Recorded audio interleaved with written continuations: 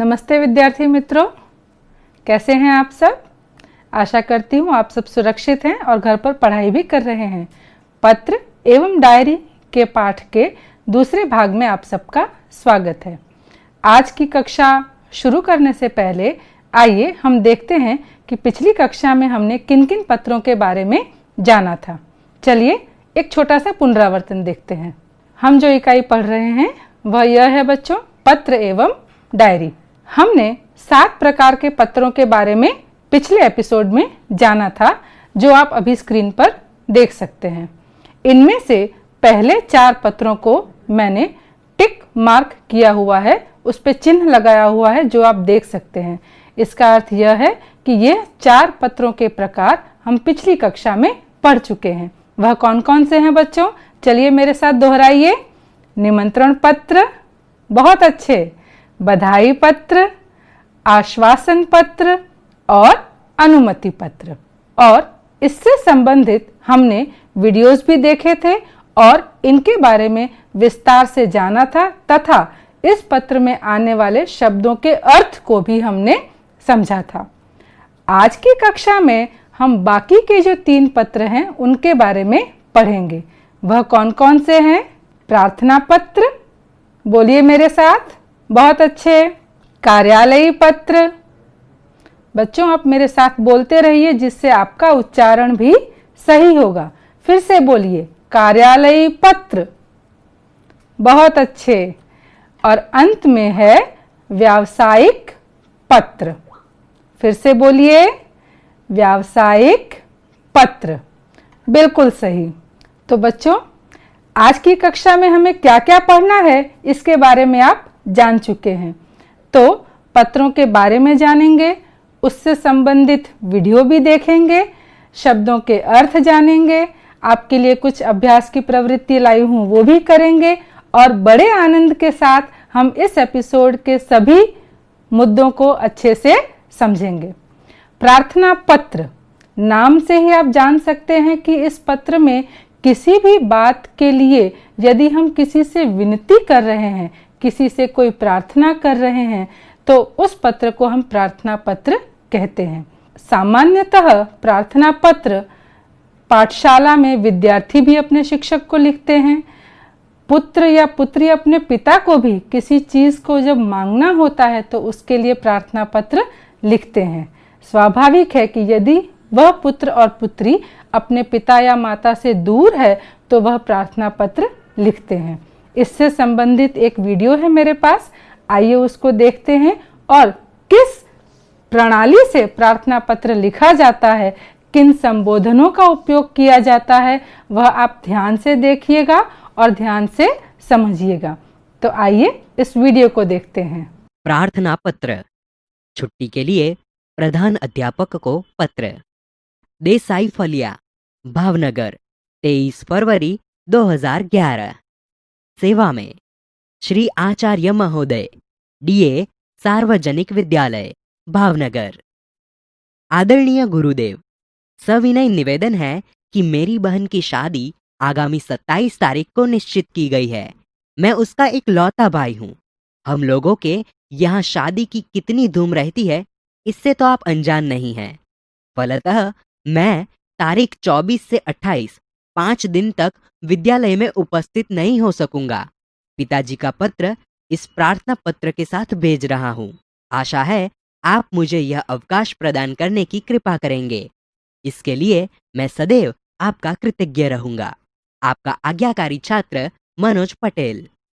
क्रमांक 25, वर्ग 8A। तो बच्चों आपने क्या अवलोकन किया? बिल्कुल सही, आप सभी बड़े हैं, 8वीं कक्षा के विद्यार्थी हैं। मैं जानती हूँ आपने अच्छी बातों का अवलोकन किया है।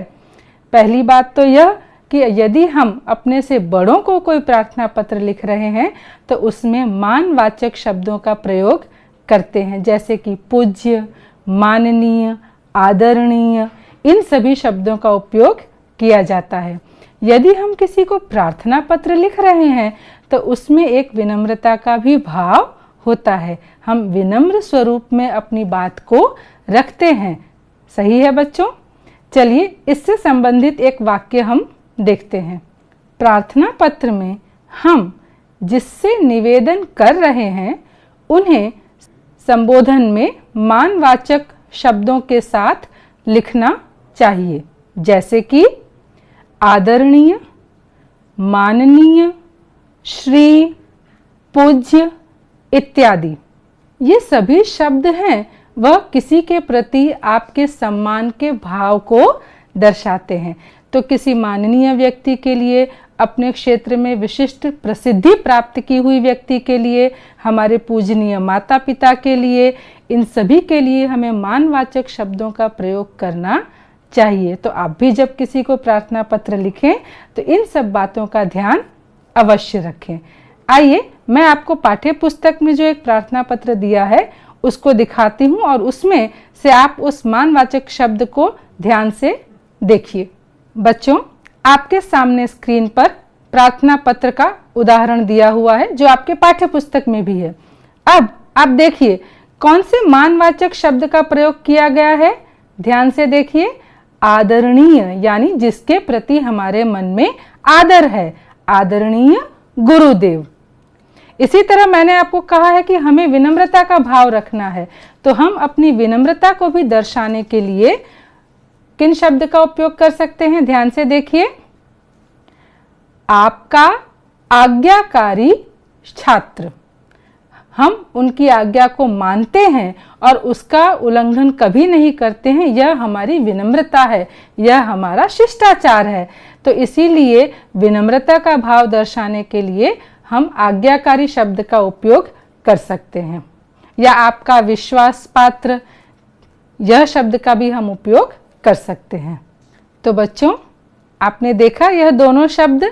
तो प्रार्थना पत्र लिखते वक्त आप अवश्य इनका ध्यान रखिएगा।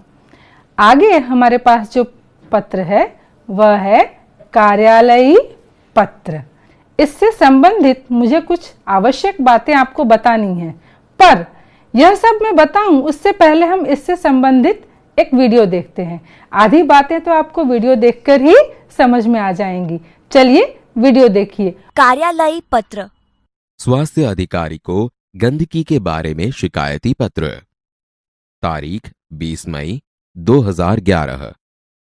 सेवा में स्वास्थ्य अधिकारी महोदय, महानगर पालिका बड़ौदा। मान्यवर, सविनय निवेदन है कि मैं गायत्री मोहल्ले में रहता हूं। यह मोहल्ला पिछले कई दिनों से ठीक से साफ नहीं हो रहा है। आजकल शादी का मौसम है, रास्ते पर गंदगी फैली है। पास के कूड़ेदान यानी कि डस्टबिन में सब जूठन डाल जाते हैं। बदबू के कारण पिछले 2 दिन से तो यह हाल हो गया है कि वहां से आना जाना भी मुश्किल हो गया है। आने जाने वाले सभी लोग परेशान हो रहे हैं। यदि गंदगी को शीघ्र न हटाया गया तो मोहल्ले भर में बीमारी फैल जाने का डर है। आशा है कि आप शीघ्र ही उसे हटवाने की व्यवस्था करेंगे। आपका विनम्र सेवक सुरेश भाई म परमार, गायत्री मोहल्ला बड़ौदा। तो बच्चों, आपने देखा इस कार्यालय पत्र में बहुत सी नई बातें आपको जानने को मिली हैं। अभी तक जो हमने पत्र पढ़े सामान्यतः सभी में कुछ न कुछ बातें जो थी वो एक जैसी थी, लेकिन कार्यालय पत्र है वो थोड़ा विशिष्ट है, सबसे अलग है। कार्यालयी पत्र, कार्यालय शब्द जो है वह कार्यालय से बना है। और कार्यालय किसको कहते हैं बच्चों? दफ्तर, जिसे हम इंग्लिश में ऑफिस भी कहते हैं। आपके प्रधानाचार्य जहाँ बैठते हैं पाठशाला में, वह भी एक कार्यालय है। आपके पिता या माता यदि अपने कार्यस्थल पर जाते हैं और वह एक विशिष्ट कमरे में या एक स्थान पर बैठते हैं तो वह उनका कार्यालय या दफ्तर कहलाता है। कार्यालय में लिखे जाने वाले पत्र बाकी सभी पत्रों से अलग होते हैं। वह बिल्कुल विशेष किसी मुख्य बात को लेकर ही कार्यालय पत्र लिखा जाता है। उसमें हम किसी का हाल समाचार, किसी की कुशलता या किसी के अच्छे होने की बात, यह सब हम नहीं पूछते हैं। यदि हम किसी कार्यालय में पत्र लिख रहे हैं तो हमें जिस विषय के बारे में लिखना है हम सीधा उसी मुद्दे पर आते हैं और स्पष्ट बातों के साथ ही कार्यालयीय पत्र लिखा जाता है। मैंने कुछ मुद्दे निकाल कर रखे हैं जिससे आपको बिल्कुल स्पष्ट हो जाएगा कि कार्यालय में किस तरह से पत्र लिखना चाहिए। चलिए उन बातों को देखते हैं। कार्यालयीय पत्र, तो देखिए पहला जो वाक्य लिखा है उसके संबंधित वह क्या है, किसी भी दफ्तर में यह पत्र लिखे जाते हैं, किसी भी दफ्तर में लिखते हैं। दूसरा जो वाक्य है इससे संबंधित, ध्यान से देखिए बच्चों, किसी भी शिकायत या अनुमति या जानकारी देने के विषय में यह पत्र लिखा जाता है। बच्चों मैं आपसे एक बात बताना चाहती हूँ।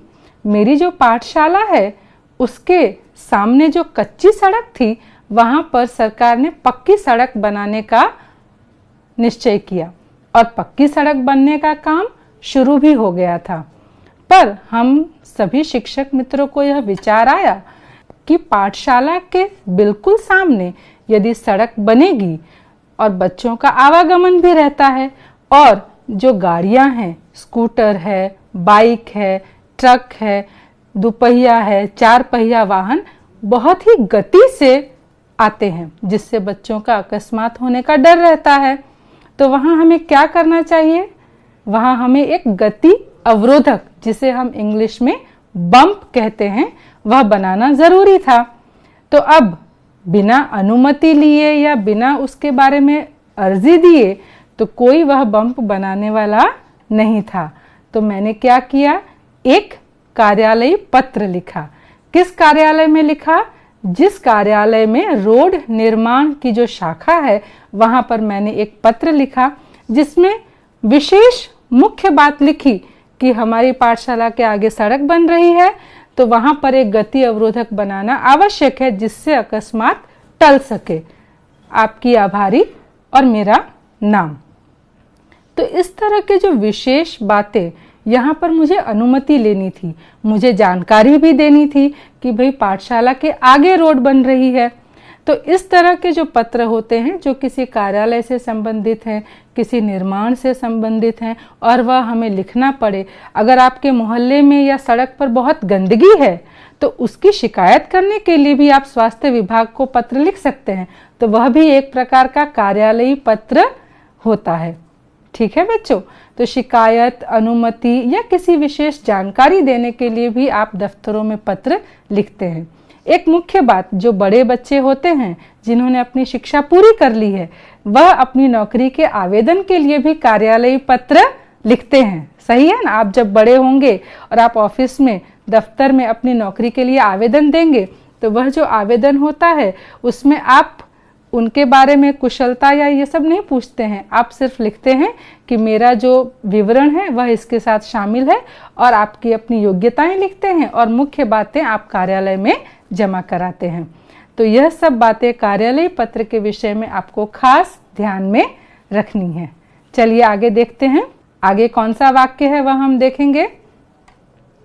इस प्रकार के पत्र में विनम्रता का भाव होता है तथा आभार का भाव होता है। अब मैं आपको एक पत्र जो आपके पाठ्य पुस्तक में दिया है वह दिखाती हूँ जिससे आपको यह स्पष्ट हो जाएगा कि हम किन संबोधनों का उपयोग करते हैं जिससे विनम्रता का भाव और आभार का भाव प्रकट होता है। आइए देखते हैं। तो विद्यार्थी मित्रों, आप स्क्रीन पर देख सकते हैं एक पत्र जिसमें संबोधन की शुरुआत में लिखा गया है सेवा में। यह एक विनम्रता के भाव को दर्शाता है। अच्छा, यह पत्र किस कार्यालय में लिखा गया है? स्वास्थ्य अधिकारी महोदय, महानगर पालिका। यानी कि यह पत्र स्वास्थ्य कार्यालय में लिखा गया है और आपके पाठ्य पुस्तक में यह पत्र दिया गया है, आप उसको घर पर पठन भी कर सकते हैं। अब नीचे देखिए बच्चों, जब पत्र पूरा हो रहा है तो क्या लिखा है? आपका विनम्र सेवक। यह एक आभार है कि भाई हम आपसे निवेदन कर रहे हैं, हम आपसे आग्रह कर रहे हैं और यदि हमारा काम पूर्ण होगा तो हम आपके आभारी रहेंगे। तो इस तरह से संबोधन और अंत दोनों में ही हमें शिष्टाचार के शब्दों का प्रयोग करके ही कार्यालयी पत्र लिखना होता है। हम ऐसे गुंडागर्दी नहीं कर सकते पत्र में, हमारा मोहल्ला साफ हो जाना चाहिए, ऐसे करते हैं हम? बिल्कुल नहीं। ऐसा तो आप दोस्तों के बीच में ही कर सकते हो, लेकिन कार्यालय का पत्र जो होता है वह विनम्रता के साथ और मुख्य बात के साथ लिखा जाता है। अंतिम पत्र का जो प्रकार है वह है व्यावसायिक पत्र। आइए उससे संबंधित एक छोटा सा वीडियो देखते हैं और फिर हम उसके बारे में चर्चा करेंगे। चलिए ध्यान से देखिए। व्यावसायिक पत्र। पुस्तकें भेजने के लिए पुस्तक विक्रेता को पत्र। तारीख 10 जुलाई 2011। सेवा में व्यवस्थापक श्री गजानन पुस्तकालय, सुभाष रोड, वलसाड। महोदय, मुझे निम्नलिखित पुस्तकों की आवश्यकता है, उन्हें आप डाक से भेजने की कृपा करें। 1. नन्हा कोश श्री रतिलाल नायक। 2. नालंदा विशाल शब्द सागर श्री नवल जी। 3. बृहद हिंदी शब्दकोश डॉक्टर श्याम बहादुर वर्मा और डॉक्टर धर्मेंद्र शर्मा। 4. साहित्यिक मुहावरा लोकोक्ति कोश हरिवंश राय शर्मा। कृपया उपयुक्त पुस्तकें उचित कमीशन काटकर शीघ्र ही VPP यानी कि वैल्यू पेएबल पोस्ट से भेजें। भवदीय प्रीति शाह, शांति भवन, MG रोड, राजकोट 360001। तो बच्चों, इस वीडियो में आपने क्या देखा? सबसे पहले व्यावसायिक शब्द जो है वह आया है व्यवसाय से। व्यवसाय मतलब किसी भी प्रकार का कार्य। किसी दफ्तर में कोई कार्य कर रहा है वह भी व्यवसाय है, कोई गाड़ी चला रहा है, टैक्सी चला रहा है वह भी व्यवसाय है, कोई किसी कंपनी में काम करता है वह भी व्यवसाय है, मोची जो अपना काम कर रहा है, लुहार अपना काम, सभी प्रकार के व्यवसाय जो हैं वो जीवन उपार्जन के लिए आवश्यक हैं और ज़रूरी हैं। तो यह बात आपको खास ध्यान रखनी चाहिए। और बच्चों, कोई भी व्यवसाय छोटा या बड़ा नहीं होता, हम अपनी योग्यता के अनुसार किसी भी व्यवसाय को पसंद करते हैं। व्यावसायिक पत्र भी मुख्य बात को दर्शाने के लिए ही होते हैं, उसमें भी सिर्फ विशिष्ट बातों का ही उल्लेख किया जाता है। व्यावसायिक पत्र सामान्यतः कहाँ और किसको लिखा जाता है? मान लीजिए आपको पुस्तकें मंगवानी है किसी पुस्तक विक्रेता से, तो आप उसे एक पत्र लिखेंगे जो व्यावसायिक पत्र कहलाता है। आपको बैंक मैनेजर को अपने खाते के विषय में कोई जानकारी देनी है या कोई बात कहनी है, तो वह भी एक व्यावसायिक पत्र है। आपने किसी दुकानदार को कोई पत्र लिखा है। यह सभी चीज़ें जो एक विशिष्ट व्यवसाय से जुड़ी हुई हैं और उससे संबंधित आप कोई कार्य करवाना चाहते हैं, तो वह व्यावसायिक पत्र कहलाते हैं। कार्यालयी पत्र और व्यावसायिक पत्र में एक छोटा सा भेद है बच्चों। कार्यालयी पत्र में हम किसी काम को करवाने के लिए हम मोल नहीं चुकाते, वह ज़रूरी है, सरकार के अधीन है, समाज के अधीन है, समाज की सुरक्षा के लिए है, तो उसमें हम मोल नहीं चुकाते। परंतु व्यावसायिक पत्र में हमें कोई चीज़ मंगवानी है या हमें कोई ऑनलाइन ऑर्डर, जैसे आजकल आप सुनते हैं, हम मोबाइल पे या कंप्यूटर से ऑनलाइन सामान भी मंगवाते हैं, तो हम उसके लिए अपना पता और चीज़ों की जो सूची है वो लिखते हैं। सही है ना बच्चों? तो इसमें हम मोल चुकाते हैं और हम वस्तुएं प्राप्त करते हैं। तो यह एक छोटा सा भेद है कार्यालयी पत्र तथा व्यावसायिक पत्र में, और इस बात को आपको खास ध्यान रखना है। तो बच्चों, 7 प्रकार के पत्र आपने वीडियोस देखे, उनको विस्तार से हमने समझा, 2 पत्रों के बीच का भेद भी जाना, संबोधन और अंतिम संबोधन दोनों के बारे में जाना। हमने यह भी देखा कि तारीख लिखना ज़रूरी है, हमने यह भी देखा कि पिन कोड लिखना भी ज़रूरी है।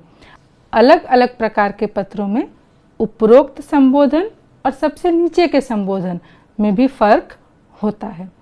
आज जो हमने पत्रों के प्रकार पढ़े हैं, उनमें भी कुछ नए शब्द हैं जिनका अर्थ जानना आपके लिए ज़रूरी है। तो आइए सभी पत्रों में आए हुए कुछ कठिन शब्दों के अर्थ से हम परिचित होंगे। चलिए देखते हैं। तो बच्चों, हम शब्दों के अर्थ देखेंगे। मौसम, ऋतु, बदबू, दुर्गंध, शीघ्र, जल्दी, डर, भय, उचित, योग्य। तो आज के पत्रों में आए शब्दों को हमने देख लिया है। अब यहाँ पर पत्रों के प्रकार का पूरा जो विस्तार से हमने समझा है, उसको हम कुछ वाक्यों के द्वारा फिर से एक बार समझने की कोशिश करेंगे, जिससे कि पत्र लेखन की तमाम बातें जो हैं वो आपको स्पष्ट हो जाएंगी। आइए हम उन्हें एक के बाद एक पढ़कर समझते हैं। हमने पढ़ लिया है कि लिखने वाले का पता बाईं ओर लिखा जाता है। पत्र पाने वाले का पता लिफाफे पर लिखा जाता है।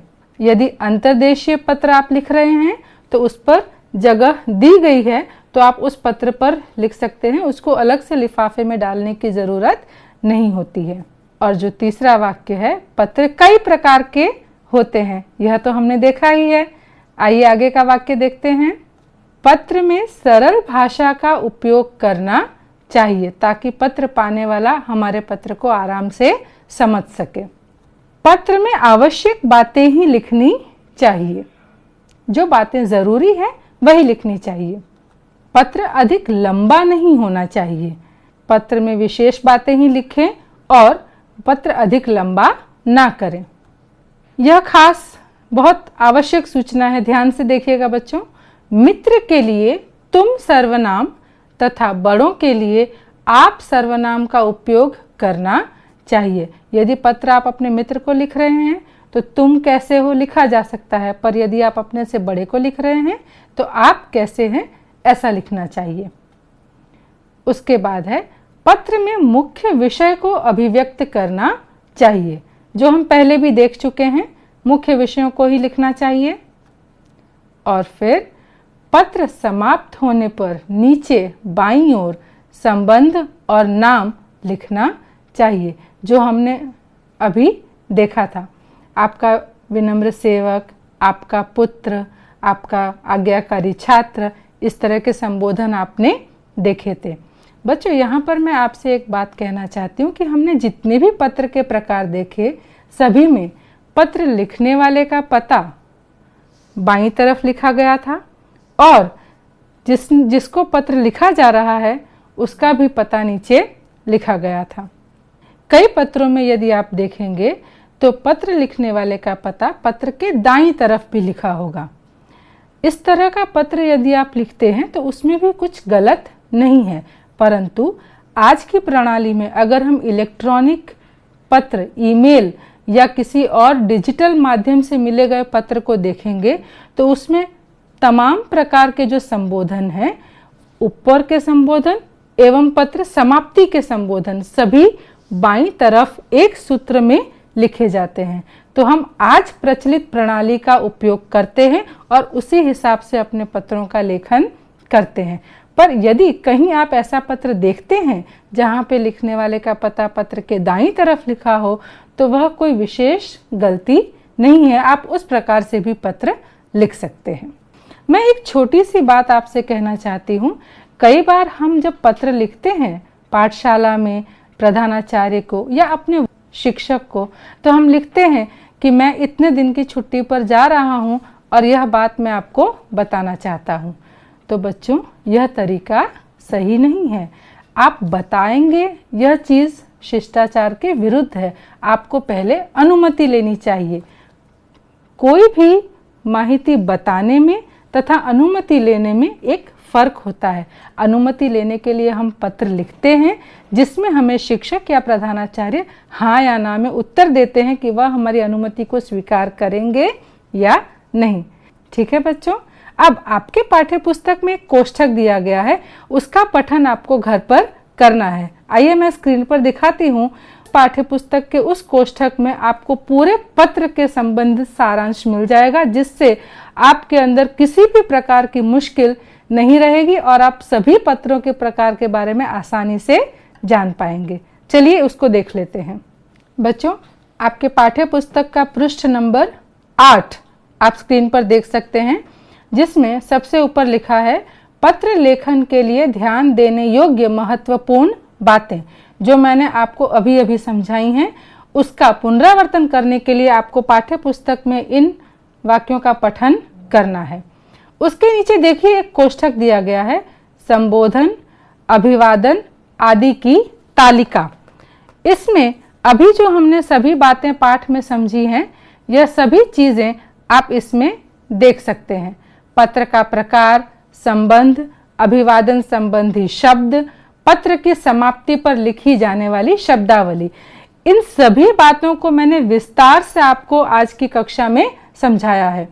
आपके पाठ्य पुस्तक में पेज नंबर 8 और पेज नंबर 9, यह दोनों पृष्ठ आपको खूब ध्यान से घर पर पढ़ना है, ताकि पूरे पत्र से संबंधित सभी बातों को आप अच्छे से समझ जाएंगे। तो आज की कक्षा हम यहीं समाप्त करते हैं। अगली क्लास में फिर मिलेंगे। तब तक के लिए घर पर रहिए और पढ़ते जरूर रहिए और मुझे एक पत्र जरूर लिखिएगा। टाटा।